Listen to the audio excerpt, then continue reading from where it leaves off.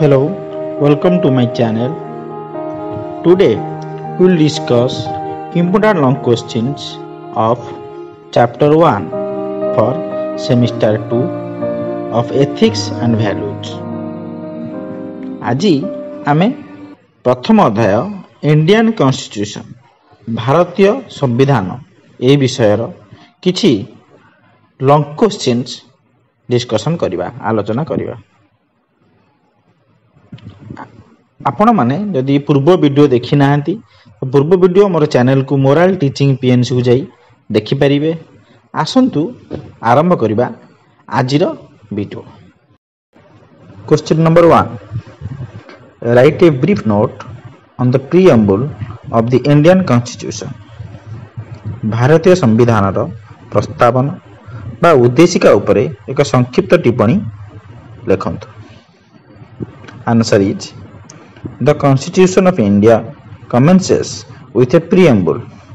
The preamble is like an introduction or preface of a book. It explains the purposes and objectives of our Constitution. The preamble provides the guiding principles of the Constitution. The preamble was amended in 1976 by the 42nd Constitution Amendment Act. The preamble basically gives idea of the following things, that is, source of the constitution, nature of Indian state, statement of its objectives, and date of its adoption. The preamble reads as follows: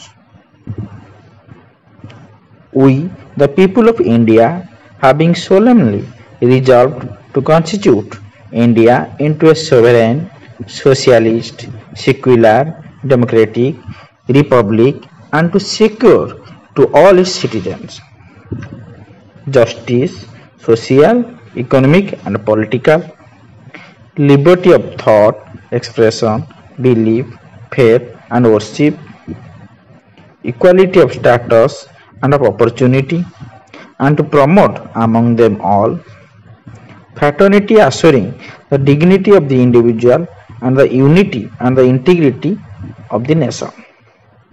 In our Constituent Assembly, this 26th day of November 1949, do hereby adopt, enact, and give to ourselves this Constitution.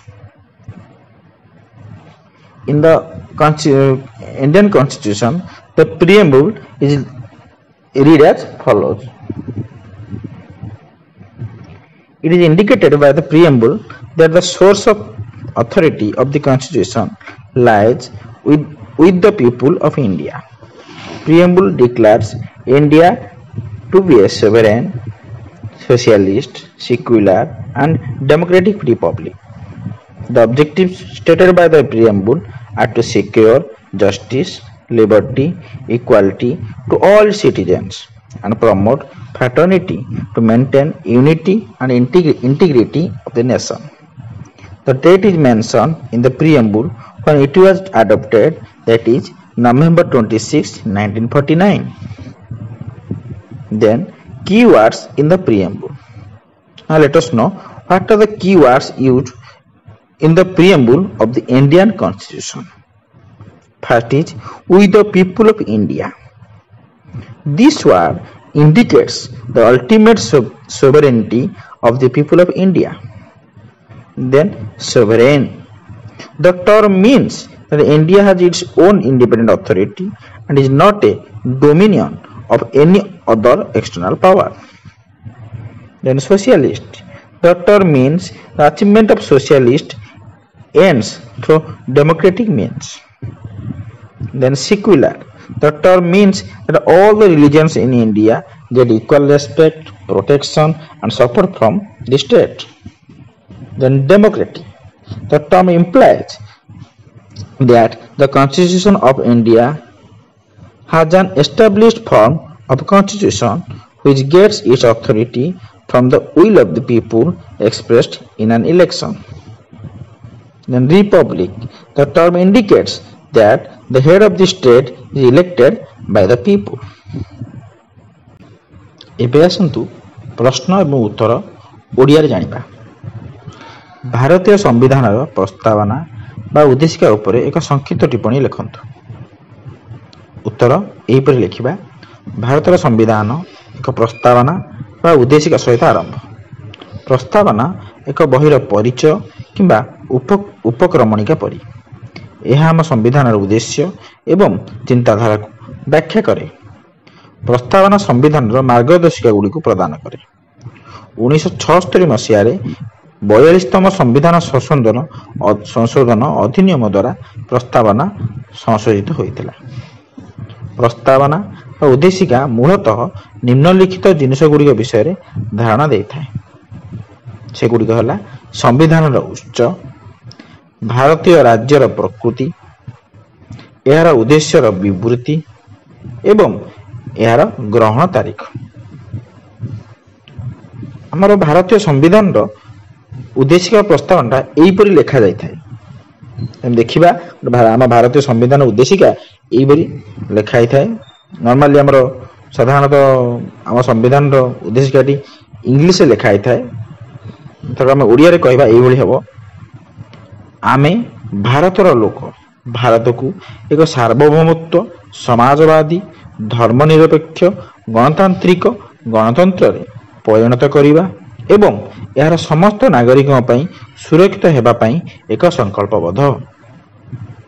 ନ୍ୟାୟ, ସାମାଜିକ, ଅର୍ଥନୈତିକ ଏବଂ ରାଜନୈତିକ ଚିନ୍ତା, ଅଭିବ୍ୟକ୍ତି, ବିଶ୍ୱାସ ଏବଂ ଉପାସନାର ସ୍ୱାଧୀନତା, ସ୍ଥିତି ଏବଂ ସୁଯୋଗର ସମାନତା ଏବଂ ସେମାନଙ୍କ ମଧ୍ୟରେ ପ୍ରୋତ୍ସାହନ ଦେବା, ଭ୍ରାତୃତ୍ୱ, ବ୍ୟକ୍ତିର ସମାନ ଏବଂ ଜାତିର ଏକତା ଓ ଅଖଣ୍ଡତାକୁ ନିଶ୍ଚିତ କରେ।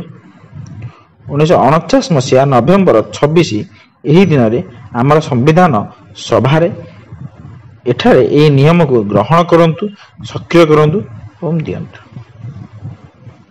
ଉଦ୍ଦେଶିକା ଦ୍ୱାରା ଏହା ସୂଚିତ କରାଯାଇଛି ଯେ ସମ୍ବିଧାନର ପ୍ରାଧିକରଣର ଉଚ୍ଚ ଭାରତର ଲୋକଙ୍କ ପାଖରେ ଅଛି।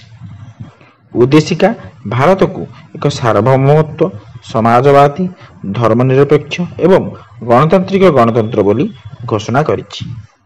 ସମସ୍ତ ନାଗରିକଙ୍କ ସହ ନ୍ୟାୟ, ସ୍ୱାଧୀନତା, ସମାନତା ରକ୍ଷା କରିବା ଏବଂ ଜାତିର ଏକତା ଓ ଅଖଣ୍ଡତା ବଜାୟ ରଖିବା ପାଇଁ ଭ୍ରାତୃତ୍ୱକୁ ପ୍ରୋତ୍ସାହିତ କରିବା ପାଇଁ ପ୍ରସ୍ତାବନା ଦ୍ୱାରା ଦର୍ଶାଯାଇଥିବା ଉଦ୍ଦେଶ୍ୟ। ଯେତେବେଳେ ଏହା ଗ୍ରହଣ କରାଯାଇଥିଲା ଯଥା ନଭେମ୍ବର 26, 1949ରେ ଏହି ତାରିଖଟି ଉଲ୍ଲେଖ କରାଯାଇଛି। ଏବେ ଆସନ୍ତୁ ଜାଣିବା ଉଦ୍ଦେଶିକା ବା ପ୍ରସ୍ତାବନାରେ ବ୍ୟବହୃତ ହୋଇଥିବା ମୁଖ୍ୟ ଶବ୍ଦ ଗୁଡ଼ିକ। ପ୍ରଥମେ ହେଉଛି ଆମେ ଭାରତର ଲୋକ। ଏହି ଶବ୍ଦଟି ଭାରତର ଚରମ ସାର୍ବଭୌମତ୍ୱକୁ ସୂଚିତ କରୁଅଛି। ତାପରେ ସାର୍ବଭୌମ, ଏହି ଶବ୍ଦର ଅର୍ଥ ହେଉଛି ଭାରତର ନିଜର ସ୍ୱାଧୀନ ଅଧିକାର ଅଛି ଏବଂ ଏହା ଅନ୍ୟ କୌଣସି ବାହ୍ୟ ଶକ୍ତିର ପ୍ରାଧାନ୍ୟ ନୁହେଁ। ତାପରେ ହେଉଛି ସମାଜବାଦୀ, ଏହି ଶବ୍ଦର ଅର୍ଥ ହେଉଛି ଗଣତାନ୍ତ୍ରିକ ଉପାୟ ମାଧ୍ୟମରେ ସମାଜବାଦୀ ହାସଲ। ତାପରେ ଧର୍ମନିରପେକ୍ଷ, ଏହି ଶବ୍ଦର ଅର୍ଥ ହେଉଛି ଯେ ଭାରତର ସମସ୍ତ ଧର୍ମ ରାଜ୍ୟରୁ ସମାନ ସମ୍ମାନ, ସୁରକ୍ଷା ଏବଂ ସମର୍ଥନ ପାଆନ୍ତି। ଦେନ୍ ଗଣତାନ୍ତ୍ରିକ, ଏହି ଶବ୍ଦର ଅର୍ଥ ହେଉଛି ଯେ ଭାରତର ସମ୍ବିଧାନର ଏକ ପ୍ରତିଷ୍ଠିତ ରୂପ ଅଛି ଯାହା ଏକ ନିର୍ବାଚନରେ ପ୍ରକାଶିତ ଲୋକଙ୍କ ଇଚ୍ଛାରୁ ଏହାର ଅଧିକାର ପାଇଥାଏ। ତାପରେ ଗଣତନ୍ତ୍ର, ଏହି ଶବ୍ଦଟି ସୂଚିତ କରେ ଯେ ରାଜ୍ୟ ମୁଖ୍ୟଙ୍କୁ ଲୋକମାନଙ୍କ ଦ୍ୱାରା ମନୋନୀତ କରାଯାଏ। Now question number 2. Identify the guiding principles of the Indian Constitution. Write note on each. ଭାରତୀୟ ସମ୍ବିଧାନର ମାର୍ଗଦର୍ଶିକା ଗୁଡ଼ିକ କ'ଣ ଉଲ୍ଲେଖ କର। ପ୍ରତ୍ୟେକ ଉପରେ ସଂକ୍ଷିପ୍ତ ବିବରଣୀ ଦିଅ। ଆନ୍ସର ହେଉଛି The guiding principles of the Indian Constitution are sovereignty, socialism, secularism, democracy, republic, justice, liberty, equality, fraternity, dignity, and unity and integration of the nation. Now let us discuss each of the guidelines bit by bit. First one is sovereignty. Being sovereign means having complete political freedom and being the supreme authority. It implies that India is internally all powerful and externally free. It is free to determine for itself without any external interference, that is, interference by any country or individual. And nobody is there within to challenge its authority. Second is socialism. Socialism has been made a constitutional value aimed at promoting social change and transformation to end all forms of inequalities. Our constitution directs the governments and the people to ensure a planned and coordinated social development in all fields. It directs to prevent the concentration of wealth and power in a few hands. Number 3. Secularism. India is home to almost all major religions in the world. In this context, secularism is seen as a great constitutional value. Secularism implies that our country is not guided by any one religion or any religious considerations.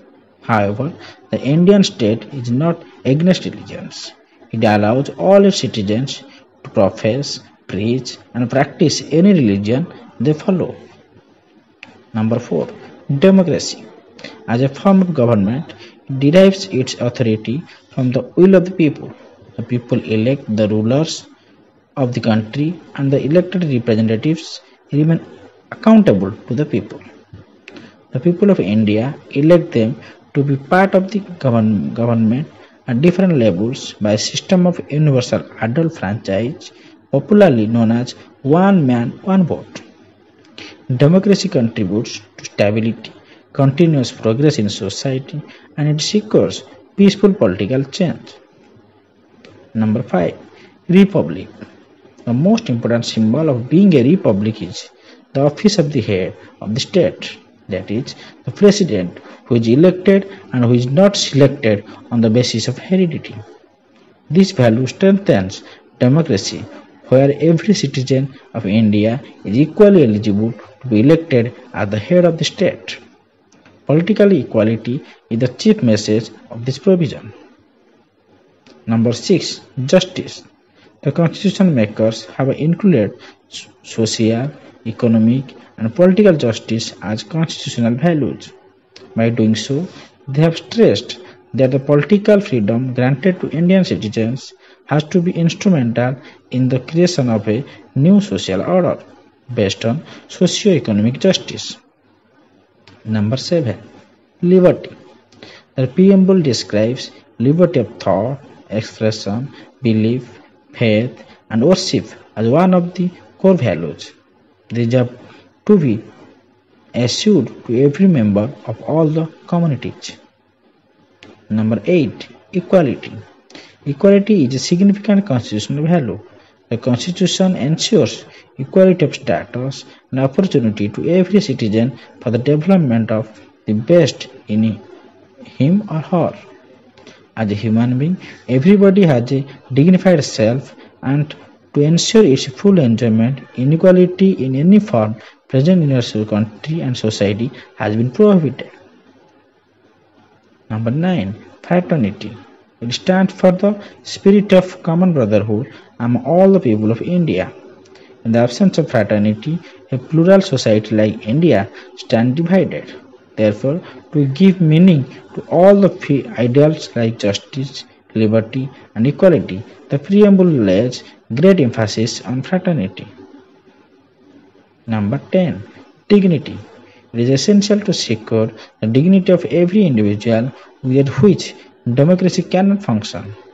It ensures equal participation of every individual in all the processes of democratic governance. Number 11. Unity and integrity of the nation. To maintain the independence of the country intact, the unity and integrity of the nation are very essential. Our constitution experts from all the citizens of India to uphold and protect the unity and integrity of India as a matter of duty. ଏବେ ଆସନ୍ତୁ ଏଇ ପ୍ରଶ୍ନର ଉତ୍ତରକୁ ଓଡ଼ିଆରେ discussion କରିବା। ଭାରତୀୟ ସମ୍ବିଧାନର ମାର୍ଗଦର୍ଶିକା ଗୁଡ଼ିକ କ'ଣ ଉଲ୍ଲେଖ କର। ପ୍ରତ୍ୟେକ ଉପରେ ସଂକ୍ଷିପ୍ତ ବିବରଣୀ ଦିଅ। ଉତ୍ତର ହେଉଛି ଭାରତୀୟ ସମ୍ବିଧାନର ମାର୍ଗଦର୍ଶିକା ଗୁଡ଼ିକ ହେଉଛି ସାର୍ବଭୌମତ୍ୱ, ସମାଜବାଦ, ଧର୍ମନିରପେକ୍ଷତା, ଗଣତନ୍ତ୍ର, ନ୍ୟାୟ, ସ୍ୱାଧୀନତା, ସମାନତା, ଭ୍ରାତୃତ୍ୱ, ସମ୍ମାନ, ଜାତିର ଏକତା ଓ ଅଖଣ୍ଡତା। ଏହିସବୁ ମାର୍ଗଦର୍ଶିକା ଗୁଡ଼ିକୁ ଗୋଟିଏ ପରେ ଗୋଟିଏ ଆମେ ବୁଝିବା। ପ୍ରଥମେ ସାର୍ବଭୌମତ୍ୱ। ସାର୍ବଭୌମତ୍ୱର ଅର୍ଥ ହେଉଛି ସମ୍ପୂର୍ଣ୍ଣ ରାଜନୈତିକ ସ୍ୱାଧୀନତା ଏବଂ ସର୍ବୋଚ୍ଚ କର୍ତ୍ତୃପକ୍ଷ ହେବା। ଏହା ସୂଚିତ କରେ ଯେ ଭାରତ ଆଭ୍ୟନ୍ତରୀଣ ସର୍ବଶକ୍ତିମାନ, ବାହ୍ୟ ମୁକ୍ତ ଅଟେ। କୌଣସି ବାହ୍ୟ ହସ୍ତକ୍ଷେପ ବିନା, ବାହ୍ୟ ହସ୍ତକ୍ଷେପ କହିଲେ ଯେକୌଣସି ଦେଶ ବା ବ୍ୟକ୍ତି ବିଶେଷଙ୍କ ଦ୍ୱାରା ହସ୍ତକ୍ଷେପ। କୌଣସି ବାହ୍ୟ ହସ୍ତକ୍ଷେପ ବିନା ନିଜ ପାଇଁ ନିର୍ଣ୍ଣୟ କରିବା ମୁକ୍ତ ଅଟେ ଏବଂ ଏହାର ଅଧିକାରକୁ ଚ୍ୟାଲେଞ୍ଜ କରିବାକୁ କେହି ନାହାନ୍ତି। ତାପରେ ହେଉଛି ସମାଜବାଦ। ସମସ୍ତ ପ୍ରକାର ଅସମାନତାକୁ ଦୂର କରିବା ପାଇଁ ସାମାଜିକ ପରିବର୍ତ୍ତନ ଏବଂ ପରିବର୍ତ୍ତନକୁ ପ୍ରୋତ୍ସାହିତ କରିବା ପାଇଁ ସମାଜବାଦକୁ ସାମ୍ବିଧାନିକ ମୂଲ୍ୟବୋଧ କରାଯାଇଛି। ଆମର ସମ୍ବିଧାନ ସମସ୍ତ କ୍ଷେତ୍ରରେ ଏକ ଯୋଜନାବଦ୍ଧ ତଥା ସମନ୍ୱିତ ସାମାଜିକ ବିକାଶ ନିଶ୍ଚିତ କରିବାକୁ ସରକାର ଏବଂ ଲୋକଙ୍କୁ ନିର୍ଦ୍ଦେଶ ଦେଇଥାଏ। ଅଳ୍ପ କିଛି ଲୋକଙ୍କ ହାତରେ ଧନ ଏବଂ ଶକ୍ତିର ଏକାଗ୍ରତାକୁ ରୋକିବା ପାଇଁ ଏହା ନିର୍ଦ୍ଦେଶ ଦେଇଥାଏ। ତାପରେ ଧର୍ମ ନିରପେକ୍ଷତା। ବିଶ୍ୱର ପ୍ରାୟ ସମସ୍ତ ପ୍ରମୁଖ ଧର୍ମର ଦେଶ ହେଉଛି ଭାରତ। ଏହି ପ୍ରସଙ୍ଗରେ ଧର୍ମ ନିରପେକ୍ଷତା ଏକ ମହାନ ସାମ୍ବିଧାନିକ ମୂଲ୍ୟ ଭାବରେ ଦେଖାଯାଏ।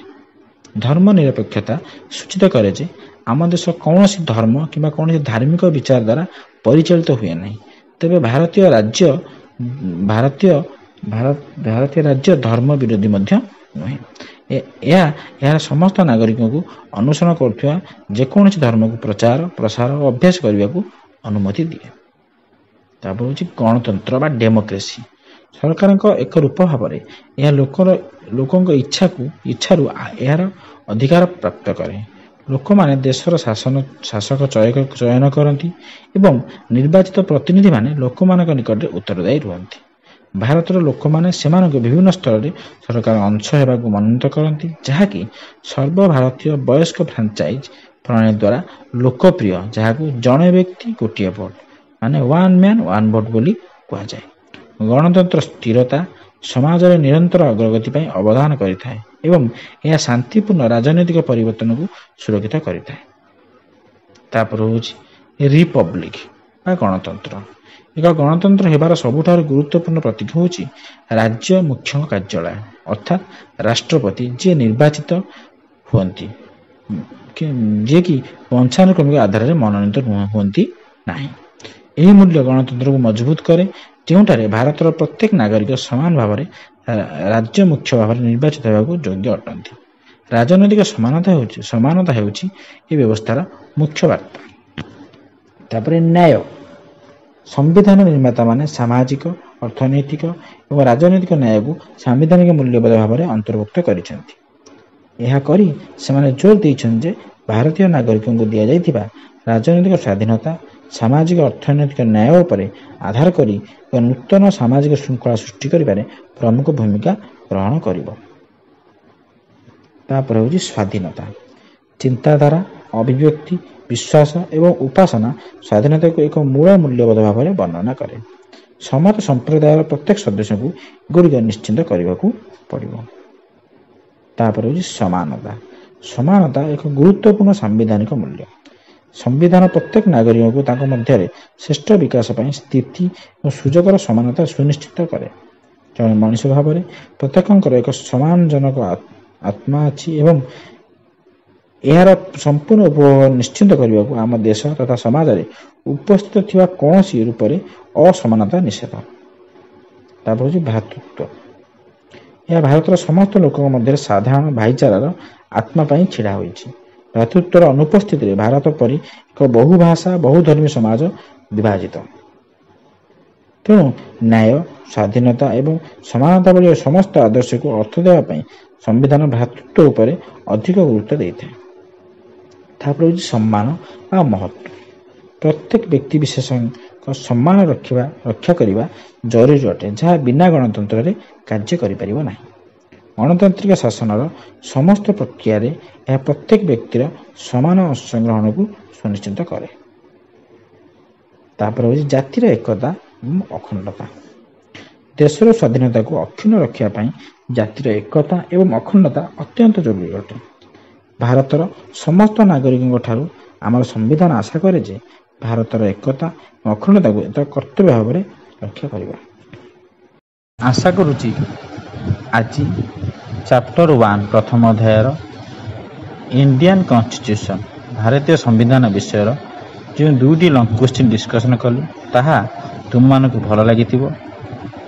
ଭଲ ଲାଗିଥିଲେ ତୁମ ସାଙ୍ଗମାନଙ୍କ ସହିତ ସେୟାର କରନ୍ତୁ ଏବଂ ସବସ୍କ୍ରାଇବ୍ କରନ୍ତୁ। ଯଦି କିଛି ବୁଝିପାରିଲନି ତାହେଲେ କମେଣ୍ଟ ବକ୍ସରେ କମେଣ୍ଟ କରନ୍ତୁ।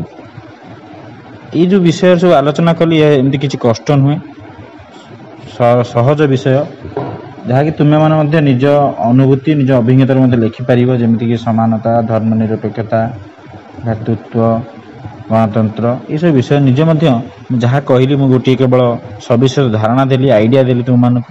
ତୁମେମାନେ ତାହା ସହିତ ଆଉ ଯୋଡ଼ିକି ନିଜ ପରୀକ୍ଷା ଖାତାରେ ଆହୁରି ଭଲ ଭାବରେ ମଧ୍ୟ ଲେଖିପାରିବ। Thank you so much.